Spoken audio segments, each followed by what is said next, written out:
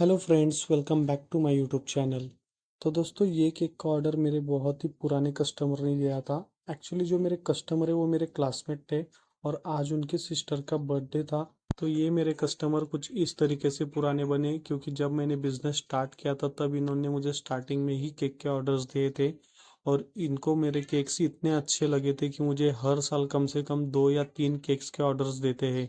तो इस साल भी उन्होंने उनकी सिस्टर के लिए मुझसे केक बनवाया है और जब फर्स्ट केक बनवाया था तब भी उनकी सिस्टर के बर्थडे का ही केक बनवाया था। तो जब से मैंने केक्स बनाना स्टार्ट किए तब से वो हर साल अपनी सिस्टर का बर्थडे मनाते हैं। बट लास्ट ईयर को उनकी सिस्टर का बर्थडे नहीं मनाया था क्योंकि लास्ट ईयर को उनकी सिस्टर की शादी हो गई थी और वो उनके ससुराल में थी। बट इस साल उनकी सिस्टर यहाँ पर आई थी, इसलिए उन्होंने मुझे रात को ही बोल दिया था कि कल हमें पाइनएप्पल फ्लेवर का हाफ केजी का केक चाहिए था। हर साल की तरह उनकी कोई डिमांड नहीं होती, बस उनका पाइनएप्पल फ्लेवर फिक्स होता है और उन्हें केक बहुत ही ज़्यादा स्वीट चाहिए होता है। तो उस हिसाब से मैंने उनके लिए हाफ केजी का वेनिला स्पॉन्ज बना लिया था। बट ये स्पॉन्ज मैंने नहीं बनाया था, ये स्पॉन्ज मेरी मम्मी ने बनाया था। तो आई थिंक मेजरमेंट्स में कुछ गड़बड़ हो गई थी, तो उस हिसाब से ये केक का स्पॉन्ज बहुत ही ज़्यादा टूट रहा था। कभी कभी प्रीमिक्स के हिसाब से अगर ज़्यादा पानी हो जाए तो हमारा केक स्पॉन्ज थोड़ा टूटने लगता है। और आई थिंक मेरी मम्मी के हाथ से भी यही हुआ था। बट इसका कोई इशू नहीं होता है क्योंकि जब हम आइसिंग करते हैं और जब हमारा केक 3 से 4 घंटे तक के फ्रिज में सेट हो जाता है तो उसके बाद में आपको पता भी नहीं चलेगा कि आपका केक स्पॉन्ज कहीं से टूटा है। बस आपको एक चीज़ का ध्यान रखना पड़ता है कि जब आप आपकी लेयर रखते हो तो लेयर किस साइज में टूटी है आपको उसी साइज में उसको सेट करके रखना पड़ता है। मेरा फ्लेवर हमेशा की तरह कॉमन ही होता है, इसलिए मैंने आज फ्लेवर की जगह पर अपना जो केक है उसे ही चेंज करने की कोशिश की है। तो आज मैंने अपना जो केक है उसे डोम शेप में ट्राई करने की कोशिश की है। इसलिए जो ऊपर वाली लेयर थी उसको मैंने जिस तरीके से कट किया था उसी तरीके से उसे फिर से रख दिया। और फिर ऊपर वाली लेयर को मुझे शुगर सिरप से सोक करना था, इसलिए मैंने ऊपर से नाइफ से इसे उस पर गड्ढे गड्ढे कर दिए ताकि हमारी शुगर सिरप उसके अंदर अच्छे से सोक हो जाए। मैंने आज तक बहुत सारे केक्स के डिजाइन बनाए बट मैंने आज तक डोम शेप में कोई भी केक बनाया नहीं है, इसलिए मुझे थोड़ा डर लग रहा था। बट मैंने आज कोशिश की है बनाने की। तो आप सब बताना कि आपको ये डोम शेप का केक कैसा लगा। तो मैंने सबसे पहले अपने केक पर अच्छे से क्रीम लगा ली। मैंने आज क्रीम थोड़ी ज़्यादा लगाई थी क्योंकि मुझे डोम शेप में केक बनाना था तो साइड से क्रीम की बहुत ज़्यादा ज़रूरत होती है। यहाँ पर मैंने क्रीम अच्छे से अप्लाई कर दी थी, उसके बाद मैंने अपने पैलेट नाइफ से क्रीम को अच्छे से स्प्रेड कर दिया था और थोड़ा मैंने पैलेट नाइफ से ही डोम शेप देने की कोशिश की थी। उसके बाद मैंने यहाँ पर अपना वाला जो फोल्डेबल स्क्रैपर होता है वो स्क्रैपर का यूज़ करके साइड से कुछ इस तरीके से जो एक्स्ट्रा वाली क्रीम थी उसे निकाल ली।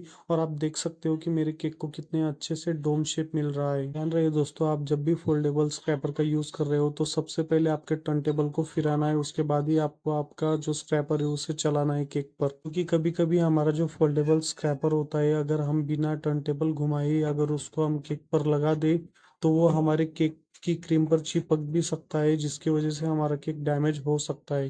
तो यहाँ पर मैंने फिर से फोल्डेबल स्टेपर का यूज़ करके अपने केक को अच्छे से डोम शेप देने की कोशिश की थी और बड़ी मिन्नतों के बाद मेरे केक को एक अच्छे से डोम शेप मिला था। फिर ऊपर से मैंने ऊपर वाली सरफेस की जो एक्स्ट्रा क्रीम थी उसे फिर से पैलेट नाइफ से निकाल लिया था और फिर मैंने अपने पैलेट नाइफ को थोड़े गुनगुने पानी में डुबोकर अपने केक के सरफेस पर अच्छे से फिरा लिया था। इससे क्या होता है, जब हमारे केक को फिनिशिंग ना आए तो जो गुनगुने पानी से हमारा पैलेट नाइफ जो होता है वो गीला हो जाता है और थोड़ा सा गर्म हो जाता है, जिसकी वजह से ऊपर वाली जो एक्स्ट्रा क्रीम होती है वो थोड़ी मेल्ट हो जाती है और हमारे ऊपर वाले केक के सरफेस को एक अच्छे से फिनिशिंग मिलती है।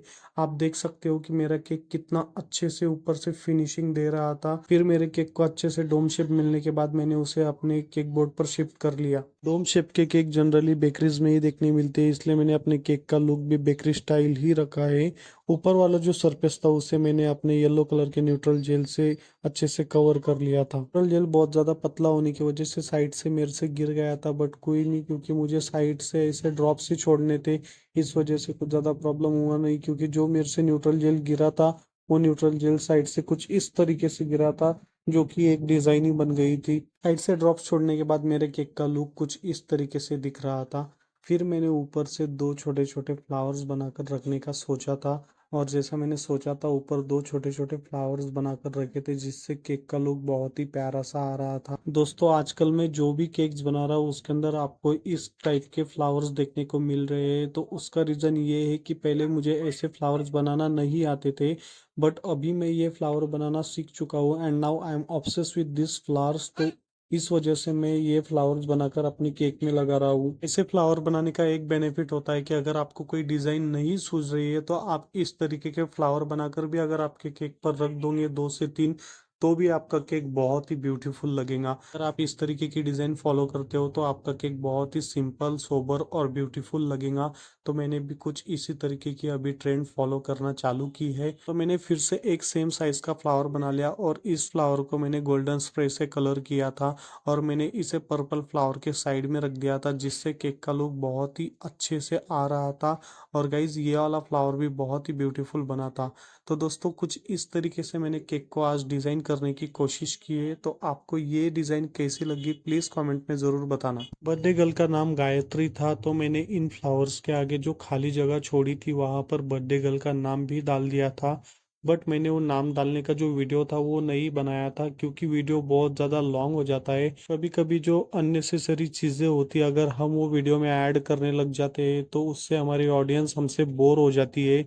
इस वजह से मैंने अभी ये सारी चीज़ें अवॉइड करना स्टार्ट कर दिए। एक पर नाम ऐड करने के बाद साइड की बॉर्डर्स बहुत खाली खाली लग रही थी, इसके लिए मैंने वहां पर ऐसे डॉट डॉट्स बना दिए। इससे मेरे केक का लुक यहाँ पर हो गया था कंप्लीट और ये केक बहुत ही ब्यूटीफुल लग रहा था। अब आप सब बताओ कि आपको ये केक कैसा लगा। तो मिलते हैं नेक्स्ट वीडियो में।